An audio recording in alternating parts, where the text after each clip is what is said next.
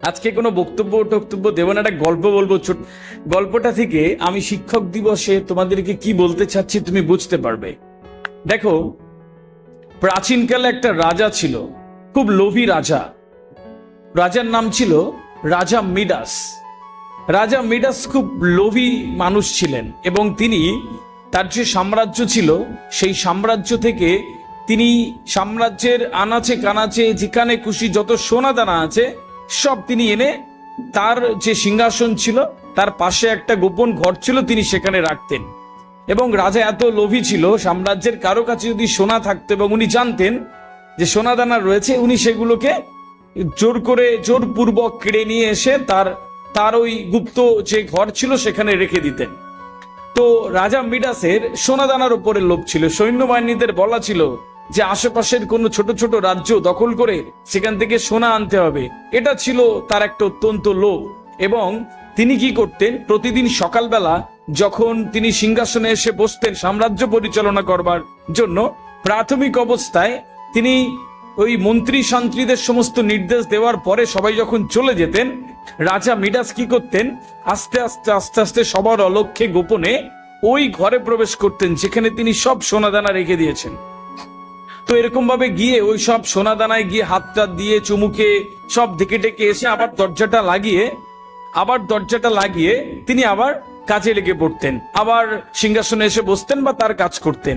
আবার পরের দিন সকালবেলা তিনি এরকম মন্ত্রী শান্ত্রীদের নির্দেশ দিতেন, তিনি সমস্ত কাজকাম বুঝিয়ে দিয়ে তার সাম্রাজ্য পরিচালনার কার্যভার বুঝিয়ে দিয়ে তিনি আবার সবার অলক্ষ্যে গোপনে সেই গোপন ঘরটায় তিনি আবার যেতেন এবং সোনাদানাগুলোকে দেখতেন।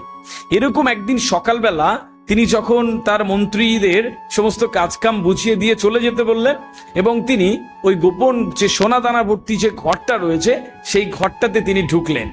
তিনি ঢুকে সমস্ত ওই যে সোনার যে সমস্ত জিনিসপত্র ছিল এই সবগুলোতে হাত দিচ্ছে, দেখছে। হঠাৎ করে কোনো একটা সোনার বস্তুতে হাত দেওয়ার কারণে ওখান থেকে একটা দৈত্য বেরিয়ে এলো এবং সে হো হো করে হাসতে হাসতে, যেমন তোমরা গল্পে শুনেছো, সেরকম একটা দৈত্য বেরিয়ে এলো। রাজা মিডাস প্রথমে খুব ভয় পেয়ে গেল, যে কি হলো। তো রাজা মিডাসকে বলছে যে আমি এই ঘরেই এখন অবস্থান করছি। দৈত্য বলছে রাজা মিডাসকে, আমি আপনার এই গোপন ঘরে এখন অবস্থান করছি, আপনি যেহেতু আমার এখানে থাকবার জায়গা দিয়েছেন বা আমি এখানে অবস্থান করছি এবং আপনি আমাকে ছুঁয়ে ফেলেছেন, যার ফলে আমি বেরিয়ে আসতে বাধ্য হয়েছি ওখান থেকে। আপনি একটা সুযোগ পাবেন, আপনি যা চাইবেন আমার কাছে আজকে আপনি তাই পাবেন। রাজা মিডাস খুব লোভী মানুষ, তো খুব চিকচিক করে উঠলো তার চোখ দুটো, বা আবার জিজ্ঞেস করছে আমি যা চাইবো তাই পাবো। দৈত্য বলছে হ্যাঁ, আপনি যা চাইবেন আজকে তাই পাবেন। রাজা মিডাস কিছুক্ষণ পায়চারি করলেন এবং চিন্তা করছেন যে কি চাওয়া যায়, ওনার মাথার মধ্যে ঘুরছে। ওনার তো সোনার প্রতি অনেক লোভ। তো কিছুক্ষণ পরে বলছে ঠিক আছে, আমি আপনার কাছে একটি বর চাইতে পারবো, তাই তো? দৈত্য বলছে হ্যাঁ, কি চান আপনি বলুন। রাজা মিডাস বলছে আমি আগামীকাল সূর্যোদয়ের পর থেকে যখন ঘুম থেকে উঠবো, আমি যাতে হাত দেব সেটি সোনা হয়ে যাবে, এরকম একটা বিষয়, এরকম একটা বর আমি চাই। আমি যাতে হাত দেব, যে জিনিসে হাত দেবো সেই জিনিস সোনা হয়ে যাবে, আমি সোনাদানা চাই। দৈত্য হো হো করে হেসে আবার বলছে যে ঠিক আছে, আপনি আমার কাছে একটি বর চাইলেন এবং এটি আমি আপনার জন্য দিয়ে দিলাম। কালকে সূর্যোদয়ের পর থেকে সকালবেলা সূর্য ওঠার পর থেকে আপনি যা ছোঁবেন সবকিছু সোনা হয়ে যাবে। রাজা বলে দৈত্য আবার তার জায়গায় চলে গেল।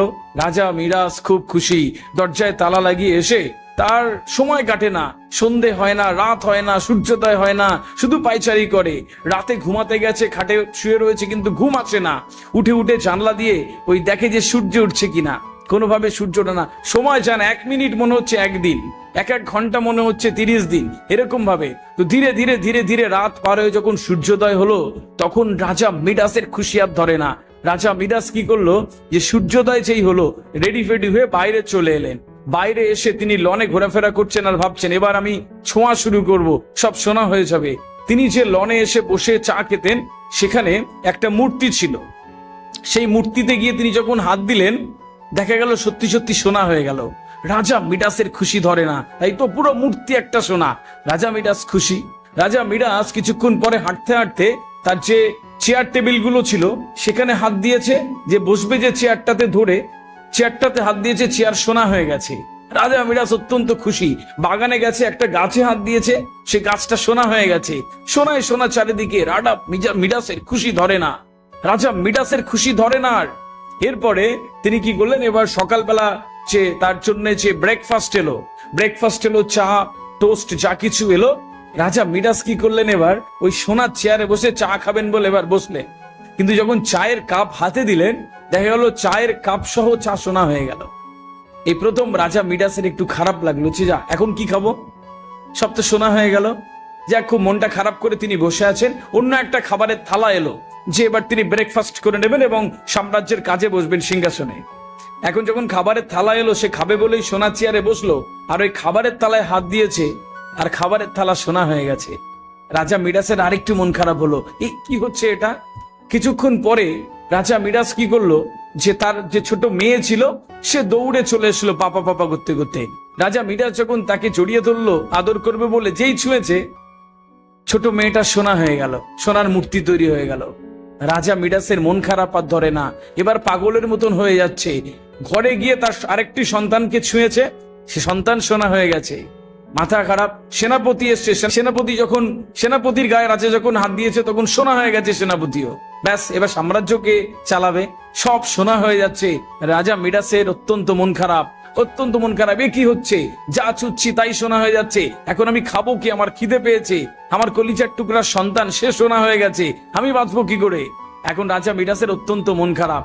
তখন গিয়ে আবার সেই গুপ্ত ঘরে গেল, গিয়ে সেই যেই সোনাটা ছুঁয়ে দৈত্য বেরিয়ে এসেছিল, সেখানে আর একবার ছিল, হো করে দৈত্য বেরিয়ে এলো।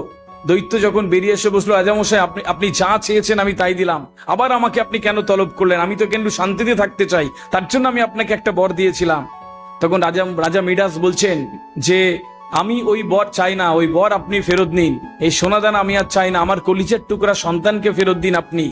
আমি যা চুচ্ছি তাই সোনা হয়ে যাচ্ছে, এরপর থেকে যেন আর সোনা না হয়, আমার আর সোনার দরকার নেই, আর আপনি আমাকে আগের মতন করে ফেরত দিন।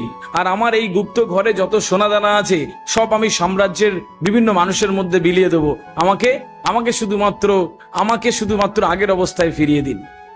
রাজা মিডাস সমস্ত দৈত্য তাই করলো, আগের অবস্থায় ফিরিয়ে দিল রাজা মিডাসকে, এবং তার সমস্ত সোনাদানা সবার মধ্যে বিলিয়ে দিল, এবং সাম্রাজ্যে একটা শান্তি তৈরি হয়ে গেল।